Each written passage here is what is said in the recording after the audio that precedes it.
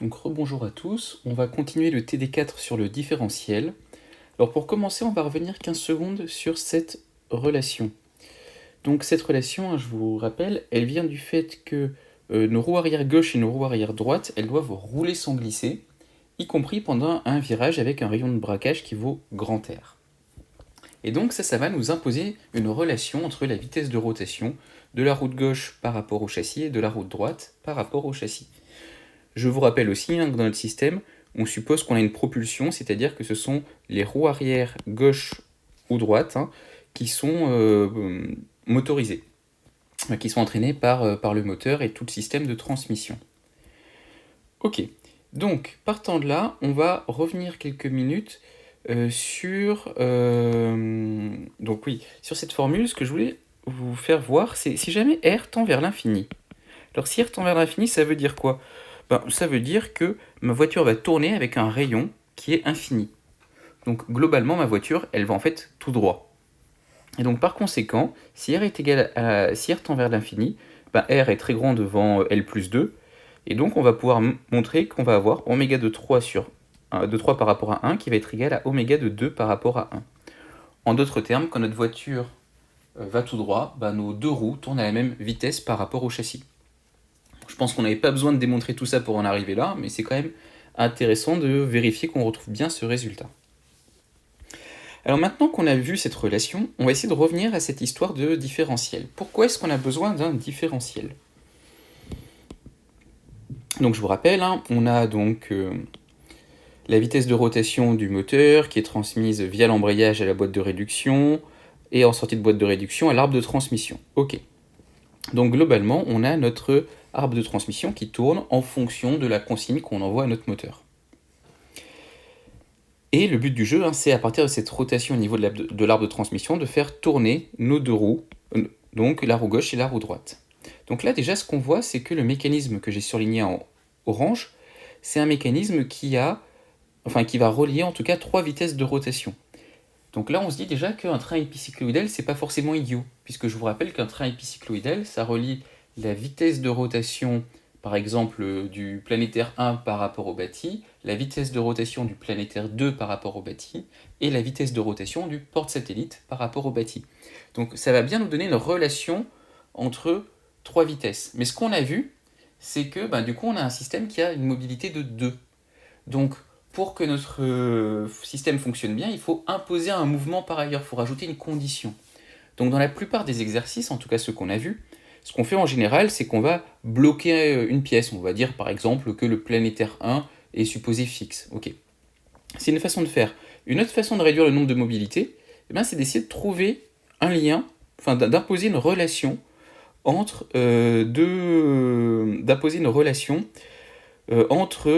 deux vitesses de rotation. Et là, en l'occurrence, la vitesse de rotation associée à la roue gauche et la vitesse de rotation associée à la roue droite, elles sont reliées là par mon expression qui était B sur A, là, que vous voyez sur la droite. Donc du coup, en fonction de l'arbre de transmission et sachant que je dois toujours vérifier cette équation, ça va faire tourner mes roues gauche et mes roues droite avec une vitesse qui va être en gros proportionnelle à l'arbre de transmission et en lien avec le rayon de braquage. Voilà, donc le différentiel, il va me servir, entre autres, pas que, mais entre autres, à donc répartir, on va dire ça comme ça, notre vitesse de rotation qui vient de la transmission entre ma roue gauche et ma roue droite. Alors maintenant, du coup, parlons un peu plus du différentiel à proprement parler. Donc je vous disais, un différentiel, c'est un train épicycloïdal, c'est ce qu'on appelle dans le jargon un train épicycloïdal sphérique. Donc pourquoi? Parce que notamment si vous regardez sur le dessin technique, vous voyez que le centre ressemble pas mal à une boule. Voilà, au milieu, là, ça ressemble un petit peu à une boule. Bon. Mais ça reste un train épicycloïdal, et du coup on va pouvoir repérer les mêmes éléments que sur un train épicycloïdal, c'est-à-dire deux planétaires, un porte-satellite et un satellite. Alors ce que je vous propose avant d'aller plus loin dans la modélisation, c'est peut-être de vous montrer une vidéo d'un train épicycloïdal en fonctionnement. Ok. Alors, on va essayer de faire ça. Donc là, voilà, là je vous présente une vue 3D, c'est un peu plus clair je pense que sur le dessin du train épicycloïdal. On va essayer de faire le lien avec la vidéo. Donc, si je descends un... Ok, on va le faire plutôt comme ça. Donc la couronne d'entrée 4, bon là je pense que vous la voyez, hein, c'est la couronne qui est un peu en doré et qui est entraînée en rotation par la vis, hein, c'est un système roue-vis sans fin. Ensuite, vous avez deux petites, donc vous avez une roue dentée jaune et une roue dentée verte, hein, je parle sur la vidéo, donc qui vont correspondre à ma roue droite et à ma roue gauche. Ensuite, au milieu, vous avez donc l'équivalent du satellite 5, c'est les deux petites roues bleues sur la vidéo. Et le porte-satellite, c'est globalement la pièce orange qui est reliée à la couronne. Donc là, bon, je vais vous laisser tourner déjà la vidéo un coup ou deux pour que vous voyez un peu comment ça peut bouger et après on va reparler des 2-3 configurations de la vidéo. Alors déjà, première remarque, donc l'arbre de transmission, hein, c'est l'arbre qui est représenté en rouge sur la vidéo. Donc il fait tourner ma vis et ma vis sans fin entraîne en rotation ma couronne. Ensuite, la couronne, donc c'est le porte-satellite, et à partir de là, donc on va pouvoir du coup faire tourner la roue de gauche et la roue de droite. Alors là, dans la vidéo, on s'intéresse à deux configurations. Dans un premier temps, on suppose que notre voiture va tout droit. En gros, on suppose que ma roue gauche et ma roue droite tournent à la même vitesse. Donc là, je vous invite à regarder assez attentivement deux choses. Tout d'abord, que vous convaincre que l'arbre jaune et l'arbre vert tournent par rapport au bâti à la même vitesse, hein, sur la vidéo. Ok, je vous laisse regarder. Ok, ça c'était le premier point. Et le deuxième point, on le vérifiera par la suite, dans cette configuration, regardez les satellites qui sont représentés en bleu. Vous pouvez noter qu'ils ne tournent pas. Alors, ils ne tournent pas, je veux dire, par rapport à l'axe de leur pivot, hein. Si vous regardez, voilà, sur cette phase-là, mes satellites ne tournent pas. En fait, quand la voiture va tout droit, le différentiel, entre guillemets, il ne sert pas à grand-chose. Tout se passe comme si la roue gauche, la roue droite et la couronne faisaient partie de la même classe d'équivalence. Je vous laisse vous convaincre que ma roue gauche et ma roue droite bougent exactement comme ma couronne. Voilà, donc ça c'est quand je vais tout droit. Après, quand je vais tourner à gauche ou quand je vais tourner à droite, hein, on a démontré précédemment que d'un coup on n'allait pas avoir la même vitesse sur ma roue gauche et sur ma roue droite. Alors là, dans le cas de la vidéo, on s'y met dans un cas extrême, c'est-à-dire qu'on a bloqué la roue droite. Donc là, qu'est-ce qui se passe si je bloque la roue droite? C'est la deuxième partie de la vidéo. Voilà, à partir de là. Et bien donc si vous regardez, là d'un coup, mes satellites vont se mettre à rouler sur le pignon conique vert et ça va entraîner en rotation le pignon conique jaune. Voilà, donc là on a du mouvement un peu plus intéressant. Attends, hop, je mets en pause. Voilà, donc là je pense que vous voyez, hein, que la roue verte ne tourne pas, que la roue jaune tourne, et cette fois-ci les satellites tournent aussi. Mais encore une fois, hein, c'est un simple train épicycloïdal.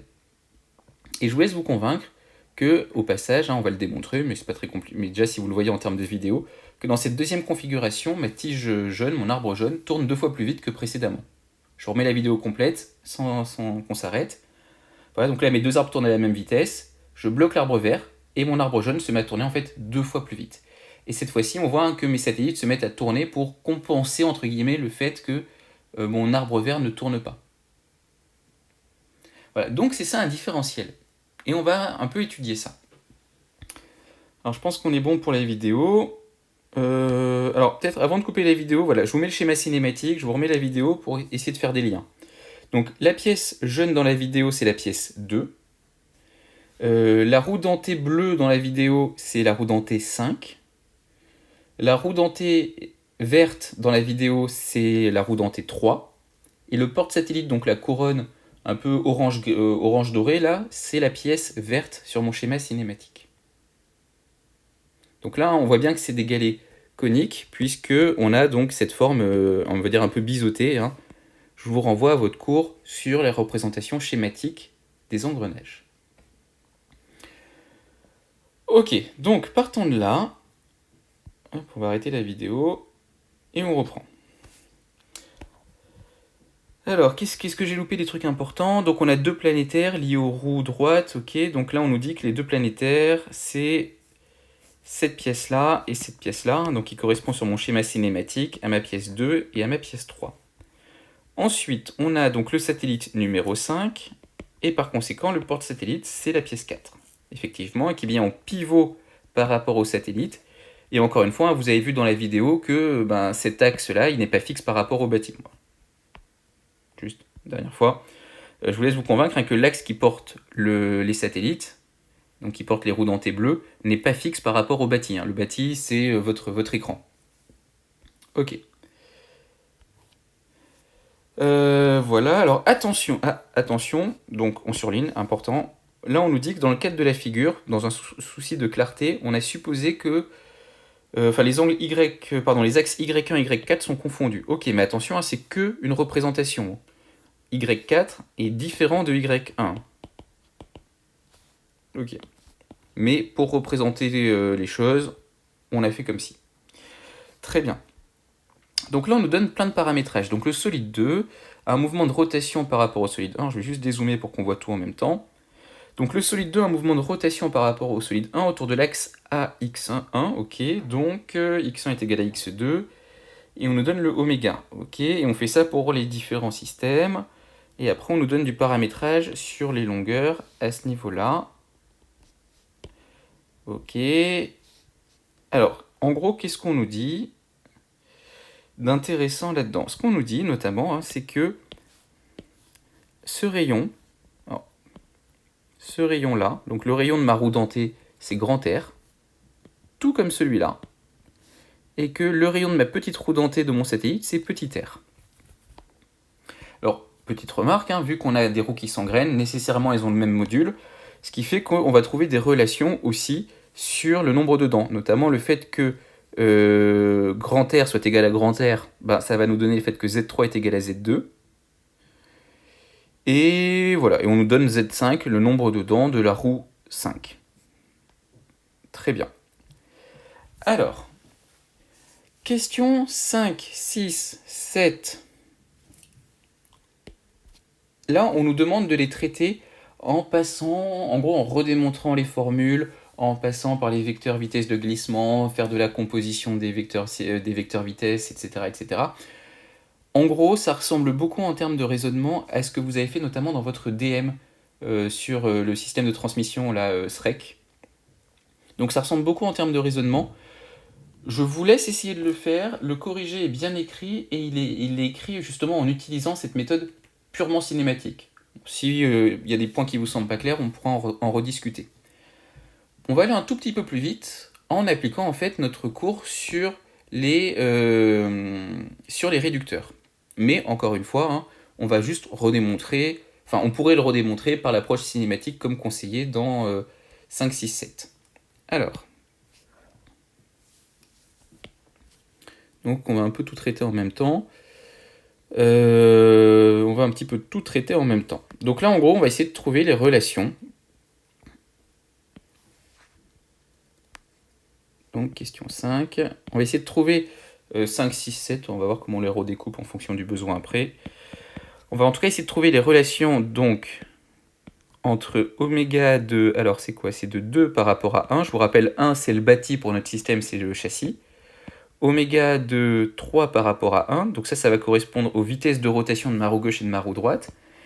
Et oméga de 4 par rapport à 1, qui est pas très loin de correspondre à la vitesse de rotation de l'arbre de transmission.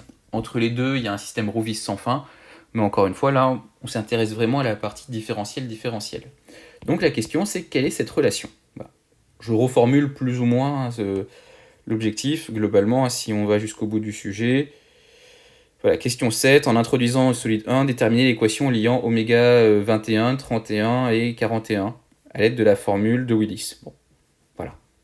Là, on fait 5, 6, 7 d'un coup. Alors, c'est parti. Je vous rappelle la méthode. Première méthode, on va remplir pour notre train notre petit tableau. Donc, il faut repérer le satellite, le porte-satellite, le planétaire 1 et le planétaire 2. Encore une fois, là, ça va vite, puisque tout est marqué dans le sujet. Et puis, on en a déjà parlé, donc on va faire ça rapidement. Alors, le satellite, c'est la pièce 5. Le porte-satellite, c'est la pièce 4. Et le planétaire 1, on va dire que c'est la pièce 2. Et le planétaire 2, on va dire que c'est la pièce 3. Ok. Donc, partant de là, première étape de la méthode quand on a un train épicycloïdal. En fait, je passe par là pour vraiment vous montrer que c'est juste un train épicycloïdal, rien de plus. C'est, on bloque le porte-satellite et on va raisonner par rapport au porte-satellite. Donc, c'est-à-dire, on va s'intéresser... Alors, il faut choisir une entrée et une sortie, toujours la même histoire. je vous propose de supposer que mon premier planétaire 1, c'est mon entrée, mon planétaire 2, c'est ma sortie. Encore une fois, c'est l'entrée et la sortie dans mon raisonnement quand je raisonne en bloquant le porte-satellite. Je suppose que... Voilà, donc je raisonne comme si le porte-satellite c'était le bâti. Je mets une certaine vitesse de rotation sur 2 et je vais regarder ce qui se passe donc au niveau de 3. Donc ça va être mon entrée et là, ça va être ma sortie. Mais encore une fois, c'est purement formel. Alors, hop. Donc, du coup, juste pour sa boîte formelle, j'aime bien vous refaire à chaque fois... Pardon. J'aime bien vous refaire à chaque fois le petit schéma bloc pour vraiment insister. Donc, mon entrée c'est 2 et mon porte-satellite c'est 4. Donc là, je vais avoir oméga de 2 par rapport à 4 en entrée et oméga de 3 par rapport à 4 en sortie.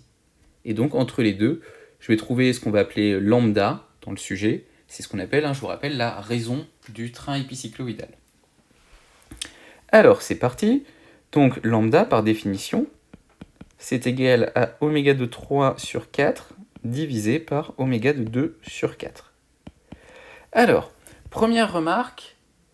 Alors, je vous ai dit que quand on avait des roues coniques, en général, on faisait abstraction des signes. Pourquoi ? Pour la simple et bonne raison que là, il faut faire vraiment gaffe en termes de paramétrage. C'est pas si évident que quand on a simplement des roues. Donc quand on a des engrenages coniques, en général, on fait abstraction du signe. Alors il se trouve que là, c'est un petit peu particulier. Là, on peut démontrer, alors c'est là qu'on peut le démontrer très proprement si on écrit toutes les relations de roulement sans glissement, parce que ça nous oblige à avoir, je cherche le mot, un formalisme, on va dire, propre sur les sens et directions dans nos produits vectoriels. Mais on peut montrer à la fin qu'on va avoir un moins 1. En d'autres termes, si je fais tourner donc cette pièce dans ce sens-là, l'autre va tourner dans l'autre sens. Alors je vous laisse essayer de vous en convaincre, mais si je fais tourner ma pièce, donc je dis que ça c'est mon entrée théorique, si je la fais tourner dans ce sens-là, globalement là je vais avoir une vitesse du point C qui va aller vers moi, et une vitesse du point D, par rapport à la pièce 4, toujours qui va aller vers le fond. Je vous laisse essayer de le voir. Alors peut-être qu'en même temps, pour vous aider à le voir, ouais, en même temps ça bouge dans tous les sens, je sais pas trop si ça va vous aider à le voir. Je vous laisse les vidéos au cas où ça vous aide à le voir en parallèle, mais je pense pas vraiment. Non, là ça va pas vous aider. Bon, c'était une tentative. Voilà, bon en tout cas avec mes flèches, donc là je vous représente on va dire la vitesse de C appartenant donc on s'en fiche, il y a du roulement sans glissement, on va dire à 5 par rapport à 4. Et là, la vitesse de D appartenant à 5 par rapport à 4 en termes de direction. Et donc, je vous laisse vous convaincre qu'effectivement, ma sortie va tourner dans le sens opposé. Là, si on vous demande en fait de le démontrer proprement, c'est justement pour ça. Enfin, c'est pour pas se tromper sur le signe. Bon, donc là, je voulais essayer de vous le faire un petit peu sentir avec les mains. Et encore une fois, je vous renvoie vers les calculs propres des questions 5 à 7 pour justifier ce moins 1. Vous pouvez en gros le retenir si vous ne le sentez pas. Ensuite, donc, on va se faire pour les différents contacts, produit du nombre de dents des roues menantes sur produit du nombre de dents des roues menées. Alors, c'est parti. Donc on a dit que mon entrée c'était la pièce 2. Donc la roue 2 va être menante au niveau de ce contact-là sur la roue 5. Donc je vais avoir Z2 qui est menant et Z5 qui est mené. Ok. Maintenant je passe au deuxième contact. Au niveau de ce deuxième contact, cette fois-ci, ce que je vais avoir, c'est 5 qui est menante et qui va entraîner en rotation 3. Donc Z5 sur Z3. Donc là, ça ressemble à ce moins 1 là que je vous ai... Je ne vais pas dire que je vous l'ai bluffé, parce qu'on peut le démontrer et j'essaie de vous le faire sentir avec les mains. À ce moins 1 là, on a simplement fait comme d'habitude. Alors, petite remarque dans les notations du sujet. On nous dit au passage que Z2 c'est égal à Z3. Bon du coup, Z5 se simplifie et Z2 et Z3 se simplifient. Tout ça pour dire que lambda, qui est égal à oméga de 3 sur 4 sur oméga de 2 sur 4, c'est égal simplement à moins 1. Déjà, ça c'est un résultat que vous pouvez, on va dire, quasiment connaître par cœur pour un différentiel. quand ça tombe. Alors, en général, quand ça tombe, on vous demande de le redémontrer, hein, mais au cas où, déjà, de savoir le résultat, il n'est pas très compliqué celui-là. C'est pas mal. Donc, quand on raisonne par rapport aux portes satellites, hein, la roue gauche et la roue droite, on va avoir un ratio qui vaut -1. Ok. Une raison, pardon, qui vaut -1. Donc, deuxième étape du raisonnement, on libère le porte-satellite, dit de façon un tout petit peu plus formelle.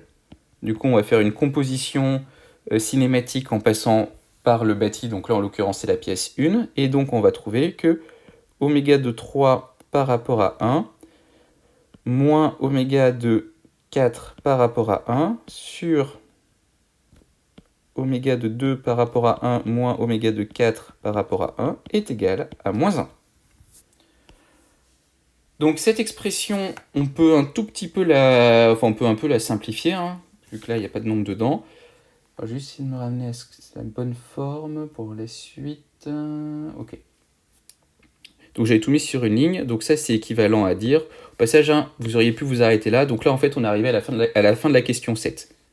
Donc au -1 près que je vous ai un petit peu bluffé, vous avez vu, hein, ça a pris 2 lignes. Donc au passage, hein, ça c'est complètement équivalent à écrire, donc oméga de 3 par rapport à 1,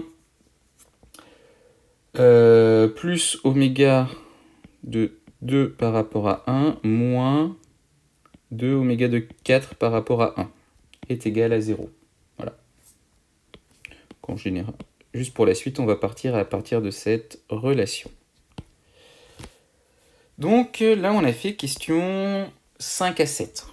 Alors je l'ai fait de façon un peu plus rapide, mais c'était vraiment pour insister sur le fait que c'était un train épicycloïdal. Et donc on peut le traiter comme un train épicycloïdal, avec cette petite subtilité du -1 qui ne saute pas aux yeux si on ne le sait pas, et ou si on ne redémonte pas tout proprement. Alors, conclure quant au respect de la relation déterminée à la question 4. Ok, déterminer la relation entre oméga de 2, entre oméga 21 et oméga 41 d'une part, et oméga 31 et qu'est-ce que je disais, oméga 31 et oméga 41 d'autre part. Bah là, ce qu'on voit, c'est que notre train épicycloïdal, il nous impose cette relation. Ok, super. Mais cette relation, hein, donc je vais l'appeler étoile, elle n'est pas du tout incompatible avec la relation de la question 4. Donc étoile est compatible avec... Alors c'était quoi la relation? Je vais la copier-coller. Hop là. Voilà, bah là en fait au final, c'est ce que je vous expliquais tout à l'heure, hein, j'ai deux relations qui me lient trois paramètres. Donc a priori, il n'y a pas de problème, je peux les exploiter. Et du coup là, on me demande donc d'en déduire les relations qu'il y a... Alors je vais mettre 2 étoiles. Les relations qu'il y a entre oméga de 4 par rapport à 1 et oméga de 2 par rapport à 1 d'une part, et oméga de 4 par rapport à 1 et oméga de 3 par rapport à 1 d'autre part. Bah, pas de problème, hein. Il me suffit simplement de remplacer dans étoile l'expression, donc soit de 3 par rapport à 1, soit de 2 par rapport à 1. Et c'est parti. Alors je vous propose de le faire par exemple en remplaçant l'expression de 3 par rapport à 1. Donc oméga, donc si j'injecte 2 étoiles dans mon expression étoile, je peux par exemple montrer que donc oméga de 3 par rapport à 1, ça va être R plus L sur 2 sur R moins L sur 2 oméga de 2 par rapport à 1, plus oméga de 2 par rapport à 1, moins 2 oméga de 4 par rapport à 1 est égal à 0. Voilà, donc en d'autres termes, hein, on peut par exemple écrire que oméga de 4 par rapport à 1, ça va être égal à 2R sur 2R moins L. Alors, je suis allé un tout petit peu plus vite là sur le corrigé. Voilà. Bon, en tout cas, on a une relation qui nous lie oméga de 4 par rapport à 1. Et de même, on peut faire la même chose pour oméga de 3 par rapport à 1. Juste, hein, il faut inverser, on va dire, la relation double étoile. Donc, en tout cas, là, ce qu'on voit, c'est qu'on va pouvoir, du coup, relier, au final, la vitesse de rotation de notre arbre de transmission. Je raisonne juste sur la roue gauche, hein, là, l'idée, c'est de vous montrer, de toute façon, vous aurez le corrigé détaillé, c'est de vous montrer l'idée. Donc là, on va pouvoir relier la vitesse de rotation à l'entrée du moteur à la vitesse de rotation de la roue gauche par donc cette relation qui est liée donc d'une part à la relation du train épicycloïdal et d'autre part à la relation cinématique, la double étoile qu'on a démontrée précédemment. Et de même, on a quelque chose qui ressemble beaucoup pour la roue droite. Ok. Que j'ai pas écrit. Bon.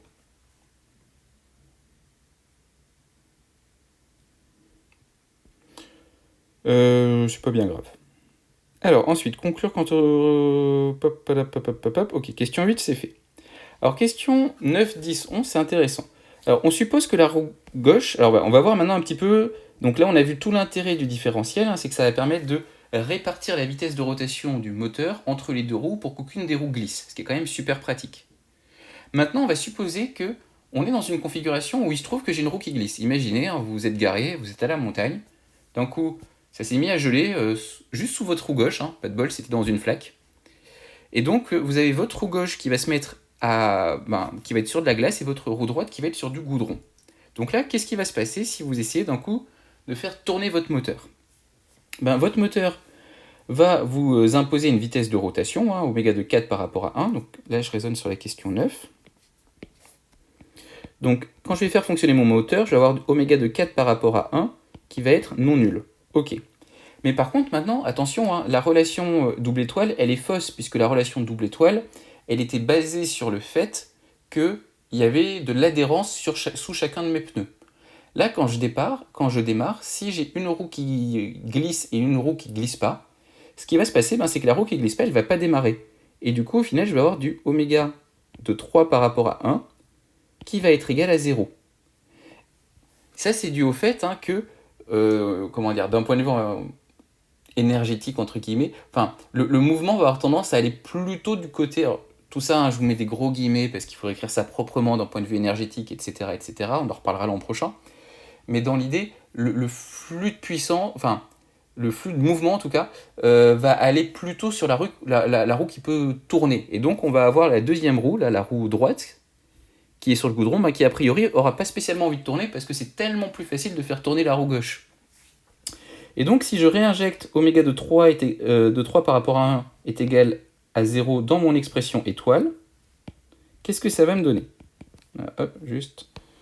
Donc si je réinjecte dans l'expression étoile, qu'est-ce que ça va me donner ? Ça va me donner que oméga de 2, donc 0, plus oméga de 2 par rapport à 1, moins 2 oméga de 4 par rapport à 1 est égal à 0. En d'autres termes, on va avoir le fait que oméga de 2 par rapport à 1, ça va être égal à 2 fois la vitesse de rotation de mon porte-satellite par rapport à 1. Encore une fois, là, je vous renvoie à cette vidéo. Dans la deuxième partie de la vidéo, justement, on bloque l'arbre vert à partir de maintenant. Donc, on est dans la configuration qu'on vient de dire. Et là, je vous laisse vous convaincre que ma pièce jaune... Excusez-moi, je vais te mettre la lecture en boucle. Que ma pièce jaune, si je bloque ma pièce verte, elle tourne 2 fois plus vite que ma couronne. Voilà. Donc, c'est plus ou moins ce qu'on vient de démontrer ici.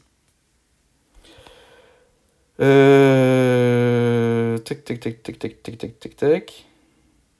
Et donc, la voiture peut-elle augmenter donc déterminer dans ce cas la vitesse de rotation de la roue gauche en fonction de oméga de 41, c'est fait.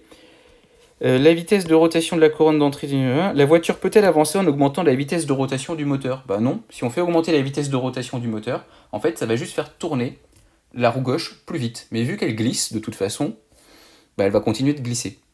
Donc, c'est là qu'on est un peu embourbé, littéralement.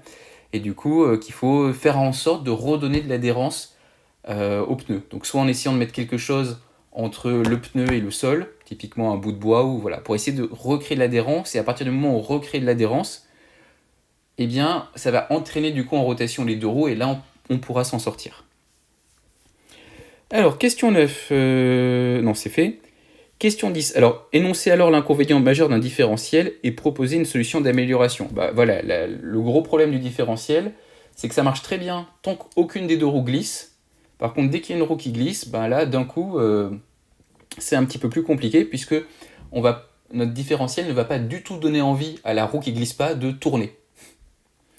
Donc, comment est-ce qu'on peut gérer ce problème ? Il y a plusieurs solutions, mais une solution assez simple à mettre en œuvre, ça serait d'une façon ou d'une autre de réussir à bloquer le porte-satellite. Voilà, si, quand je sens qu'il y a du glissement, je me débrouille pour bloquer ma pivot entre le porte-satellite et le satellite.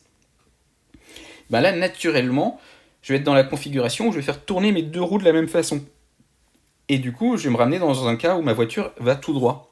Enfin, dans le cas où cinématiquement parlant, si je reprends la vidéo, qui correspond au début de la vidéo. Quand, pas maintenant, voilà, qui correspond à cette configuration où je faisais tourner mes deux roues de la même façon. Donc si je bloque la liaison pivot entre le satellite et le porte-satellite, en d'autres termes, c'est-à-dire que le pignon bleu, là, comme vous allez le voir maintenant, bah, il ne tourne pas autour de son axe, on voit bien que ça va forcer mes deux roues à tourner. Et donc, bah, du côté où ça adhère, ça me permettra d'avancer, jusqu'à ce que je sois sorti de ma plaque de verglas. Donc c'est pas la seule solution, mais on va dire que c'est une solution qui est relativement facile à mettre en œuvre. Voilà. Et question 11, question un peu plus culture techno. Alors combien est-ce qu'on a de différentiels dans un 4x4 ? Alors déjà, ça veut dire quoi un 4x4 ? Ça veut dire, juste si je dessine un 4x4 dans l'idée, on a quelque part notre moteur, ok, et après on a donc nos 4 roues. Ok, donc dans un 4x4, pour que ça se passe bien, l'idée c'est que nos 4 roues sont motorisées. Donc vu que nos 4 roues sont motorisées, combien il me faut de différentiels ? On peut y réfléchir. Déjà, il va nous falloir un différentiel. Je les représente par des ronds, juste pour fixer les idées, qui va me permettre de séparer mon flux, mon flux de puissance au sens large. Encore une fois, toutes ces notions, on ne les a pas encore vraiment définies, entre l'avant et l'arrière. Donc déjà, il me faut un premier différentiel à ce niveau-là. Puis après, quand j'arrive au niveau de l'avant, il me faut un deuxième différentiel, donc plus classique, qui va me permettre donc de répartir mes puissances entre ma roue gauche et ma roue droite. Et de même, au niveau de l'arrière, il va me falloir un différentiel qui va me permettre de répartir mes puissances entre les roues gauche et roues droite. Donc tout ça pour alimenter, pour transmettre de l'énergie à mes 4 roues motrices dans un 4x4, il me faut en pratique 3 différentiels. Donc c'est quand même un peu plus compliqué un 4x4. Ça, c'était la question 11. Voilà, donc là, on a fait un petit peu rapidement la partie différentielle. Je vous encourage à jeter un coup d'œil sur les questions 5 à 7 dans le corrigé. C'est pas bien compliqué, puis on a refait un peu de roulement sans glissement avant, c'est pour ça que je voulais pas trop insister dessus. Faut savoir faire, c'est pas insurmontable.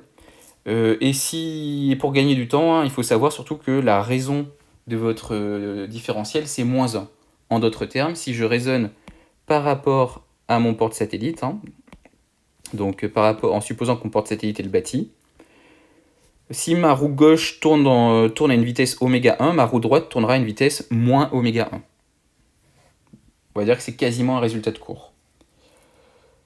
Voilà tout ce que je voulais vous raconter sur le différentiel. Bon, ça tombe pas si souvent que ça, mais on va dire que quand ça tombe, c'est dommage de ne pas l'avoir vu en exo avant. Donc c'est un cas vraiment un peu particulier de train épicycloïdal. Voilà, qu'est-ce que je voulais vous dire de plus là-dessus ? C'est tout. Non, c'est tout pour cet exercice. Bon, je vous dis du coup à plus tard pour un dernier exercice. Enfin, ça dépend dans quel sens vous me donne les vidéos. J'ai pas encore décidé. Bon, à plus tard.